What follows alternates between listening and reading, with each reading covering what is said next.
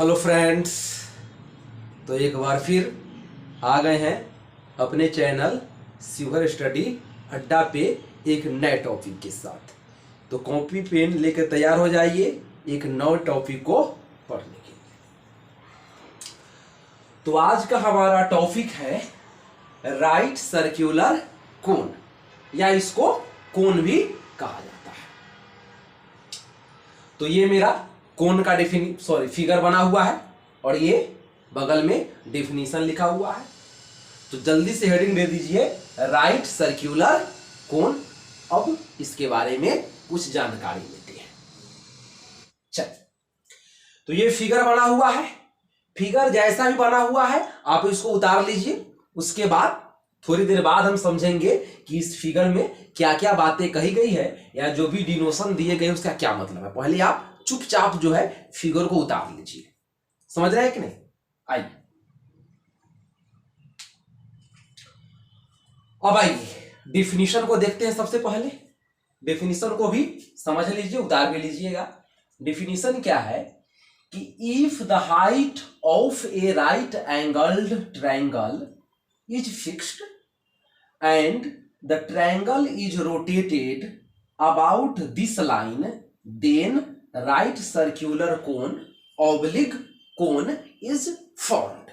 तो ये मेरा डेफिनेशन है। अब डेफिनेशन क्या कहता है आइए यहां पे समझते हैं।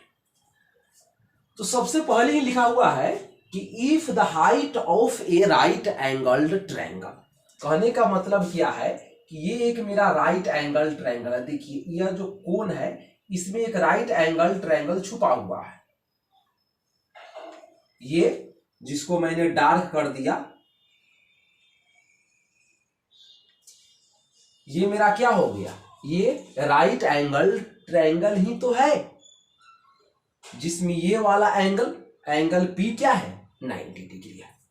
तो क्या कह रहा है कि किसी भी राइट एंगल ट्रायंगल के हाइट को अगर फिक्स कर दिया जाए और इस हाइट के अकॉर्डिंग ही अगर उस ट्रायंगल को रोटेट कराया जाए, दैट मीन्स घुमाया जाए, तो क्या बनता है राइट सर्कुलर कोन का फॉर्मेशन होता है।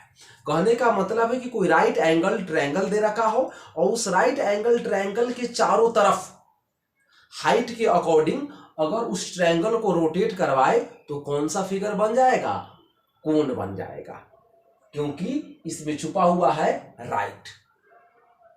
तो ये मेरा डेफिनेशन हो गया और ये मेरा फिगर हो गया। अब मैं इसको मिटाऊंगा। भाई कुछ एग्जाम्पल्स लिखते हैं कि राइट सर्कुलर कोन के क्या क्या एग्जाम्पल हो सकते हैं। तो आइए कुछ एग्जाम्पल्स को लिख डालते हैं। तो ये मेरा हो गया examples of A right circular cone. That means थोड़ी देर पहले मैंने कोन का डेफिनेशन लिख दिया। अब आइए कुछ एग्जाम्पल्स के बारे में जान लेते हैं कि कोन के क्या क्या एग्जाम्पल होंगे। तो ये देखिए आइसक्रीम, आइसक्रीम से सारे लोग परिचित होंगे। आइसक्रीम कोई नया नाम नहीं है। आइसक्रीम जो हम लोग गर्मियों के दिनों में खाते हैं, तो वो किस टाइप का फिगर है, वो एक कोन की तरह का ही फिगर है। उसके बाद कोनिकल टेंट, टेंट वगैरह जो लगता है, तो कुछ दैट मीन्स टेंट बोले तो तंबू, तंबू का अगर आप नाम सुने होइएगा तो वो तंबू किस तरीके का फिगर लगता है, वो भी कोन की तरह का ही फिगर है। कोनिकल वेसल, दैट मीन्स कोन के टाइप के कुछ ऐसे बर्तन जो हमारे घर में यूज होते हैं। क्राउन्स कैप, जोकर की टोपी या हैप्पी वाली बर्थडे में जो हम लोग टोपी पहनते हैं, वो भी कैसा एग्जाम्पल है, ध्यान से देखिएगा, कोन का ही एग्जाम्पल है। Crowns cap that means joker की जो टोपी होती है, या हम लोग जो बर्थडे वगैरह बनाते हैं तो जो टोपी पहनते हैं वो किस टाइप का एग्जाम्पल है, कोन।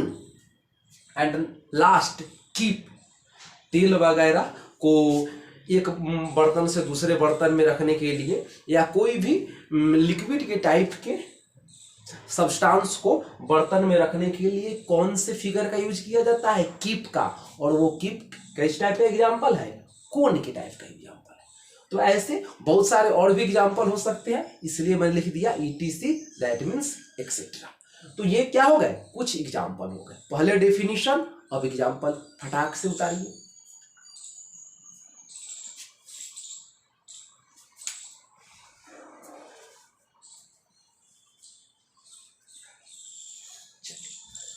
अब बारी आ गई है इसको मिटाने की। अब जो है नेक्स्ट टॉपिक की तरफ बढ़ेंगे। तो नेक्स्ट टॉपिक बढ़ने से पहले मैं फिगर बनाऊंगा फिर से कोण का, लेकिन आपको बनाने की जरूरत नहीं है, आपने पहले बना रखा है, उसी से आपको समझ लीजिएगा। मैं बनाता हूं, आपको नहीं बनाना है। तो इसी टाइप का हमारा फिगर था, मैंने बना दिया, लेकिन आपको बनाना नहीं है। जो मैं कुछ बातें नोट करूंगा उसको आपको नोट करना है। तो चलिए, ये हो गया पार्ट्स ऑफ ए कोन, मतलब कि कोन के क्या क्या पार्ट होंगे। जैसे कि हम लोगों ने क्यूब एंड क्यूबॉइड में, सिलेंडर में पढ़ा था, उसी तरीके से कोन के भी तो हाथ पैर होंगे ही भाई, बिना हाथ पैर का तो होगा नहीं। तो आइए इसके बारे में जानते हैं, कितने हाथ कितने पैर। आइए, तो पहले बातों को समझ लेते हैं, मैं बोल देता हूं, उसके बाद मैं बताऊंगा क्या है। कि ये cone has one curved face, comma one flat face and one curved edge. Second है कि ये कोन हैज वन वर्टेक्स। ये दो बातें हो गई। इस बातों को आप जल्दी से स्क्रीनशॉट ले लो, उसके बाद मैं समझूंगा। तो देखिए क्या है कि ये कोन है, अपने कॉपी में देखिएगा, अगर राइट डाउन की हुईगा तो, या स्क्रीनशॉट ली हुई होइएगा तो वहां से देखना, नहीं तो बोर्ड पे देखना। ये cone has one curved face, that means ये जो सांप के टाइप का जो मैं फिगर बना रहा हूं, ये दिस, मतलब कि जो एल लिखा हुआ है उसके जो मेरा सांप रेंग रहा है वो मेरा हो गया कर्व्ड फेस। मतलब कोई भी पूछे कि कोन में कितने फेस होते हैं, तो ओनली वन फेस। उसके बाद वन फ्लैट फेस, ये जो मेरा सर्कल के टाइप का फिगर है, नीचे जो बच रहा है, मतलब फ्लैट फेस कहने का मतलब जो बॉटम का फेस होगा। जो भी कैप वगैरह पहनते हैं तो आप इमेजिन कीजिए कि आप क्लाउन्स कैप में, दैट मीन्स जोकर के टाइप का कैप पहने हुए हो, तो जो नीचे वाला मेरा बॉटम वाला जो मेरा मतलब कि फेस होगा उसी को हम लोग बोलेंगे फ्लैट फेस। मतलब ये सर्कल जो मैंने सांप की तरह रेंग दिया वो मेरा कर्व्ड फेस, लेकिन जो मैंने सांप की तरह रेंगा नहीं वो मेरा flat face. And one curved as, कितने कर्व्ड एज होंगे, तो वन कर्व्ड एज। ये जो किनारा है, ये सांप की तरह जो मेरा रेंगा हुआ है, तो ये जो लाइन बनेगी, अब यहां पे आप देख रहे हो कि एक और एक दो लाइन बन रही है, तो ये नहीं कि दो एज नहीं हो गए, ये एक ही एज होंगे। एज दैट मीन्स किनारा। तो ये एल लिखा हुआ जो दो साइड है, ये क्या है, किनारा है। लेकिन अब दो एल लिखा हुआ है तो इसका मतलब ये नहीं समझना है कि दो एज है, ओनली वन एज। मतलब कोन में one edge, one curved face and one flat face. उसके बाद सेकेंड एंड लास्ट पॉइंट है, ये कोन हैज वन वर्टेक्स। तो कोन में कितने वर्टेक्स होंगे, ये ओ जो पॉइंट डिनोट कर रहा है उस पॉइंट को क्या बोलेंगे, वर्टेक्स। मतलब कि जो टॉप मोस्ट जो मेरा पॉइंट होगा वो होगा वर्टेक्स। मतलब कि ओ जिस पॉइंट को डिनोट करेगा उसको बोलेंगे वर्टेक्स। किसका वर्टेक्स, कोन का वर्टेक्स। ठीक है, तो इसको आपने राइट डाउन कर लिया हुआ होगा, मैं इसको इरेज कर दे रहा हूं, दैट मीन्स मिटा दे रहा हूं। थोड़ा और टाइम देता हूं। चलिए अब आगे बढ़ते, अब हम लोग थोड़ा सा और आगे बढ़े। हेडिंग डाला मैंने, picture of a cone and some related terms. Picture of a cone and some related terms. तो सबसे पहले आपको यह पिक्चर बनाना पड़ेगा, फिर से दोबारा जैसा लिखा हुआ है हूबहू आपको वैसा पिक्चर पहले बनाना पड़ेगा। उसके बाद मैं टाइम दूंगा, पहले आप समझ लीजिए। उसके बाद कुछ बातें लिखनी होगी जो आपको आगे क्वेश्चन बनाने में मदद करेंगे कि कैसे क्वेश्चन बन गया, क्या कह रहा है, या उस समय जब मैं कुछ टर्म का जिक्र करूंगा तो आपको कठिनाई नहीं होगी। तो मैंने लिख दिया in the adjoining figure, that means बगल के फिगर में। फर्स्ट पॉइंट क्या मैंने लिखा कि circle ABCD is the base of the कोन। बात को ध्यान से सुनना है, circle ABCD is the base of the कोन। तो कहां पे सर्कल ABCD है, तो A बी सी डी, इसको ए बी सी डी नहीं लिख करके ए सी बी डी लिख दे तो ज्यादा अच्छा रहेगा।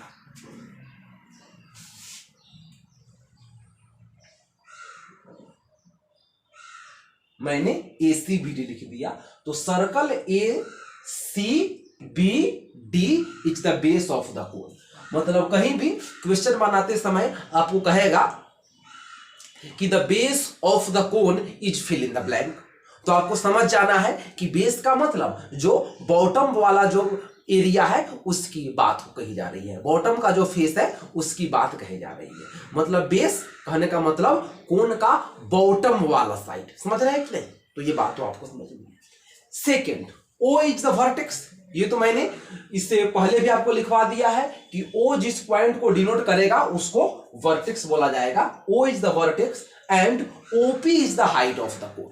अब आप देखो यहां से एक बात आपको समझने को मिलेगी, ओ पी, ओ से शुरू किया और पी पे आके मैंने खत्म हो गया, तो ओपी को क्या बोलेंगे? हाइट बोलेंगे। किसका? कोन का। और हाइट है इसलिए किस से डिनोट करेंगे? एच से। इतनी बातें समझ में आई? तो चलिए, बोर्ड इतना ही बड़ा है, थोड़ा सा अभी उतनी औकात है नहीं कि एक ही बार में बहुत सारी बातें लिखी जाए, तो सपोर्ट करना है। इसको बाद फिर मैं मिटाता हूं, फिर आगे बढ़ूंगा। आप इसको स्क्रीनशॉट ले ले या राइट डाउन कर लीजिए पहले। चलिए अब मैं इसको मिटा देता हूं। देखो थर्ड पॉइंट क्या हो गया, तो थर्ड पॉइंट में लिखा हुआ है कि O A and O B are known as slant height of the cone. ये जो दो एज है या दो साइड है कोन के, ओ ए एंड ओ बी, इसको क्या बोला जाता है? इसको स्लांट हाइट। याद रखना इस टर्म को, आगे क्वेश्चन बनाते समय लगभग क्वेश्चन में इस स्लांट हाइट का क्या होगा? जिक्र होगा, तो बात याद हो जाएगी, लेकिन फिर भी याद रखनी है कि O A and O B को क्या कहा जाता है? स्लांट हाइट कहा जाता है। किसका? कोन का। और फिर आगे जो याद रखने वाली बात है कि they are equal in length, वो क्या होंगे? दोनों slant height O A and O B क्या होंगे? इक्वल होंगे। तो they are equal in length and denoted by L. Slant height को क्वेश्चन बनाते समय कौन से लेटर से डिनोट करेंगे? एल से। जैसे हाइट को एच से डिनोट किया जाता है, एरिया को ए से, लेंथ को भी एल से डिनोट किया जाता है, लेकिन जब भी कोन के प्रॉब्लम को हम लोग सॉल्व करेंगे तो वहां पे एल से स्लांट हाइट को डिनोट करेंगे। तो वही लिख दिया कि they are equal in length and denoted by L. So O A is equal to O B is equal to L. O A is equal to O B is equal to L. ठीक है, तो इतनी बात को आप लोग जल्दी से स्क्रीनशॉट ले लो।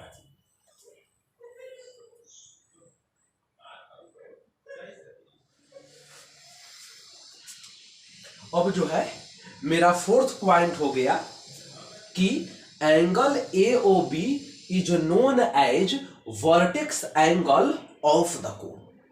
मतलब ये हो गया एंगल ए ओ बी। एक बात आप समझ लो कि जिस भी एंगल को डिनोट करना रहता है उसको हम हमेशा बीच में लेते हैं। हमको एंगल ओ को डिनोट करना है तो एंगल ओ को मैं हमेशा मिडल में लूंगा। इस बात को याद रखना है। क्यों? क्योंकि आगे जब भी ज्योमेट्री का क्वेश्चन सॉल्व कीजिएगा तो ये आपको जो बात है वो हेल्पफुल होगी। तो याद रखना है कि जिस भी एंगल को डिनोट किया जाता है उसको हमेशा मिडल में लिया जाता है। तो एंगल ए ओ बी, ये जो वर्टेक्स पे जो एंगल बनेगा उसको बोलेंगे वर्टेक्स एंगल। उसके बाद लास्ट पॉइंट है कि A B is the diameter of the cone. ये ए बी, ये ए बी जो है वो कैसे फिगर में छुपा हुआ है? सर्कल के टाइप के फिगर में छुपा हुआ है, तो डायमीटर तो होगा ही।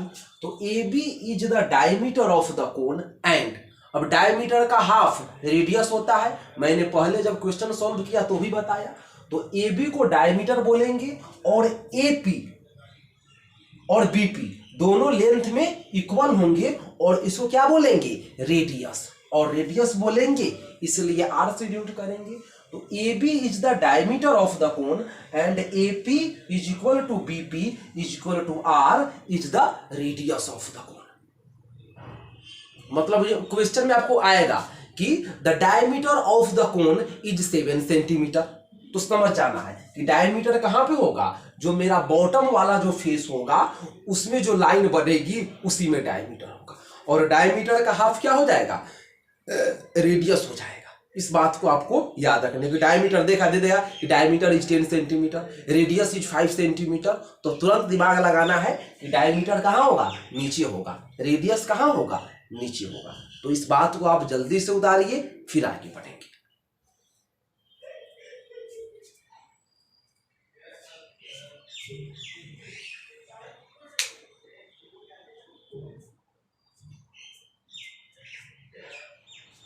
अब जो है आगे बढ़ते हैं। तो आगे क्या है कि सम फॉर्मूलाज ऑब्लिक फॉर्मूली फॉर कोन। जैसे कि हमने अगर पुराने वीडियोज हमारे देखे होंगे तो उसमें मैंने क्यूब के फॉर्मूले पढ़े थे, क्यूबॉइड के फॉर्मूले पढ़े थे, सिलेंडर के फॉर्मूले पढ़े थे। मतलब कि इस 3 टाइप के सॉलिड का मैंने फॉर्मूला और उसके बारे में मैंने थोड़ी बहुत जानकारी ले ली थी, जितनी की मुझे ज़रूरत है।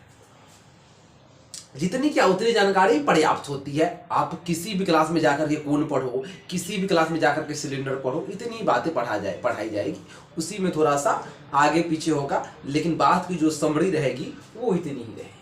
अब हम लोग कोन के कुछ फॉर्मूले के बारे में पढ़ेंगे। तो सम फॉर्मूलाज या फॉर्मूलाज को ही इस प्लूरल फॉर्म में फॉर्मूली भी लिखा जाता है फॉर कोन। तो first slant height. Slant height को हम लोग किस सिंबल से डिनोट करते हैं, तो एल से डिनोट करते हैं। तो स्लांट हाइट निकालने का फॉर्मूला क्या होगा, square root R square plus H square units.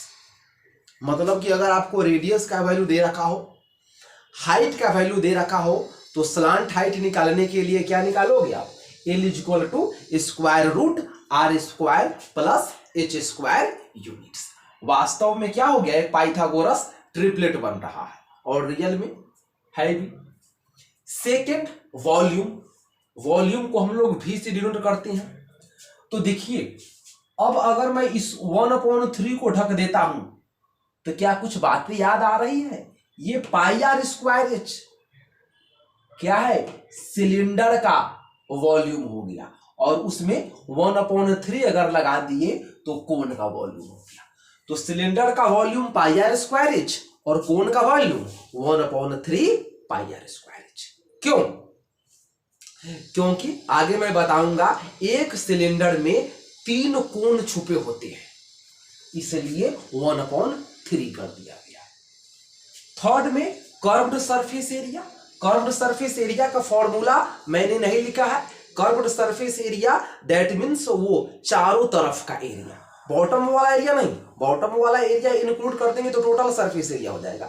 चारों तरफ का एरिया जो होगा, बॉटम को छोड़ करके जो भी एरिया बचेगा वो कर्व्ड सरफेस एरिया होगा, और इसको शॉर्ट फॉर्म में CSA लिखा जाता है। फॉर्मूला क्या होगा, pi R L square units. Curved surface area किसका, कोन का। क्यों, क्योंकि अभी कोन के बारे में पढ़ी जा रही है, इतना सेंस तो लगाना ही पड़ेगा। तो कोन के कर्व्ड सरफेस एरिया का फॉर्मूला पाई आर एल स्क्वायर यूनिट्स।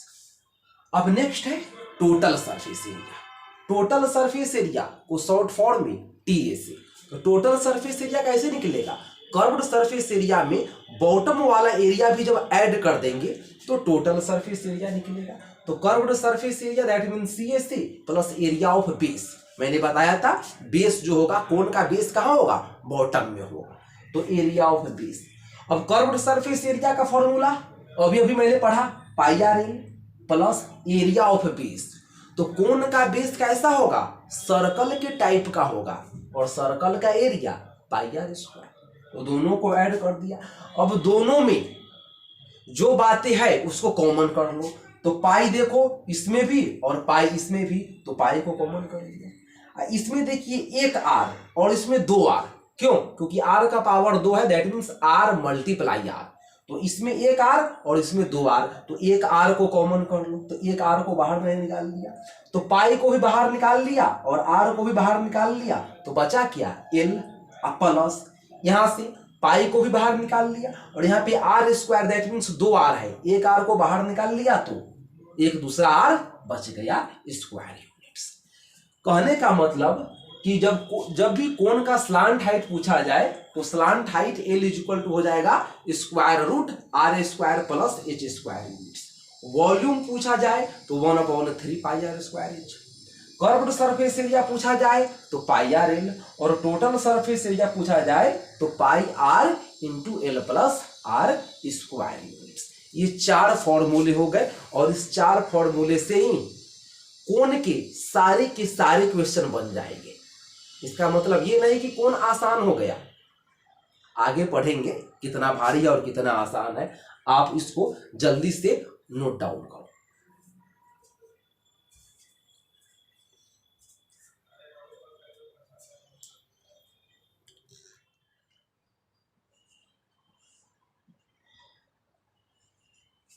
जब तक मैं लिख रहा हूं तब तक जल्दी से आप चैनल को लाइक, सब्सक्राइब एंड शेयर कर दीजिए। अब आ जाइए, कुछ नोट लिखा गया है जो आज के टॉपिक का लास्ट नोट है या लास्ट पॉइंट है। पहले बातों को लिख लेते हैं, मैं बोल देता हूं, उसके बाद समझेंगे। तो नोट फर्स्ट है, आप लिखते भी चलना। नोट फर्स्ट है कि when the radius of a cone becomes m times, then its curved surface area and volume become m and m square times respectively. First बात हो। Second, when the height of a cone becomes n times, then its volume becomes n times also. ये second बात हो गई। Third, when the radius and height of a cone becomes m and n times respectively, कहने का मतलब radius m time and height n times, then its volume becomes m square n times. ये 3 बातें थी। अब मैं तीनों बातों को मिटा देता हूं, उसके बाद समझते हैं कि बातें क्या हैं। तो अपने कॉपी पर ध्यान से देखना है आपको। फर्स्ट में मैंने लिखा था कि when the radius of a cone becomes m times, then its curved surface area and volume become m and m square times respectively। कहने का मतलब ये है कि रेडियस को अगर आप m टाइम्स कर देते हैं तो रेडियस देखिए, जैसे कि तो कर्व्ड सरफेस एरिया का मैंने फॉर्मूला क्या लिखाया था, पाई आर एल, और वॉल्यूम का फॉर्मूला मैंने क्या लिखाया था, 1/3 पाई आर स्क्वायर एच। अब देखिए, रेडियस को अगर m टाइम्स कर देते हैं, मतलब रेडियस को आप 2 गुना बढ़ा देते हैं, तो रेडियस जो है, पहले अगर रेडियस 1 था तो रेडियस को अगर आप डबल कर देते हैं, रेडियस को 2 कर देते हैं, तो रेडियस कितना हो गया, 2 गुना हो गया, 2 टाइम्स हो गया। तो मेरा जो कर्व्ड सरफेस एरिया है वह भी 2 टाइम्स हो जाएगा, लेकिन जो वॉल्यूम है वह 2 का स्क्वायर हो जाएगा। क्यों? क्योंकि रेडियस का पावर 2 है, तो 2 का स्क्वायर 4 टाइम्स हो गया। इसीलिए मैंने लिखाया था कि रेडियस को अगर m टाइम्स करते हैं तो कर्व्ड सरफेस एरिया तो m टाइम्स ही रहेगा, लेकिन वॉल्यूम m स्क्वायर टाइम्स हो जाएगा। क्यों? क्योंकि रेडियस का पावर 2 है, तो इसका मतलब कि उसका भी पावर 2 हो जाएगा, m का भी पावर 2 हो जाएगा। अब देखिए,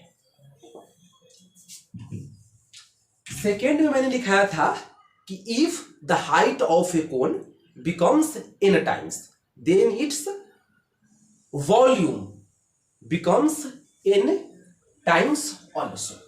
क्या है मतलब कि अगर हाइट मान लीजिए कि पहले h है और अब आप 2 कर देते हो, तो देखो हाइट जो है कर्व्ड सरफेस एरिया में नहीं है और टोटल सरफेस एरिया में भी नहीं है, इसलिए हाइट को अगर आप 2 गुना करो, 4 गुना करो, हाफ कर दो, कर्व्ड सरफेस एरिया तो पे तो कोई भी मतलब फर्क नहीं पड़ेगा। फर्क किसी पे पड़ेगा, वॉल्यूम पे।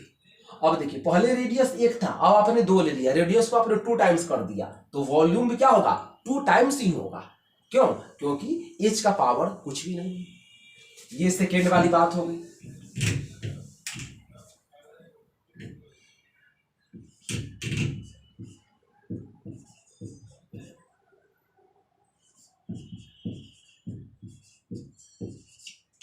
अब देखिए, थर्ड पॉइंट को देखिएगा, मैंने लिखा है कि when the radius and height of a cone become m and n times respectively, then its volume become m square n times. अब देखो पहले रेडियस एक है, हाइट भी एक है। अब आपने क्या कर दिया, रेडियस को 2 टाइम्स कर दिया, मतलब 2 गुना कर दिया, 2 कर दिया, और हाइट को भी आपने डबल कर दिया, 2 टाइम्स कर दिया, मतलब कि 2 कर दिया। तो देखिए रेडियस को भी आपने 2 टाइम्स कर दिया और हाइट को भी आपने 2 टाइम्स कर दिया, दोनों को एक साथ आपने 2 टाइम्स किया। तो कर्व्ड सरफेस एरिया में रेडियस तो है लेकिन हाइट है क्या, नहीं है, तो इस पे तो कोई मतलब फर्क असर पड़ेगा नहीं। असर किस पे पड़ेगा, वॉल्यूम पे। क्यों, क्योंकि इसमें रेडियस भी है और हाइट भी है। तो आपने रेडियस को डबल कर दिया और हाइट को भी डबल कर दिया, तो क्या हो जाएगा, जो मेरा वॉल्यूम हो जाएगा वो हो जाएगा m स्क्वायर n टाइम्स। तब m की जगह पे 2 का स्क्वायर, अब मल्टीप्लाई हाइट की जगह पे भी 2, तो 2 का पावर 2 कितना हो जाएगा, 4, अब मल्टीप्लाई 2, दैट मीन्स 8 टाइम्स हो जाएगा। समझ रहे कि नहीं वॉल्यूम बातों को। तो बस इतनी बातें समझ में आ गई होगी तो ठीक, ना समझ में आई होगी तो टेंशन नहीं लेना है। क्वेश्चन बनाते समय बातों को समझेंगे, पेशेंस रखिए, धीरे धीरे बातें समझ में आएगी। तो आज की वीडियो में इतना ही, फिर मिलेंगे नेक्स्ट वीडियो में, तब तक के लिए नमस्कार।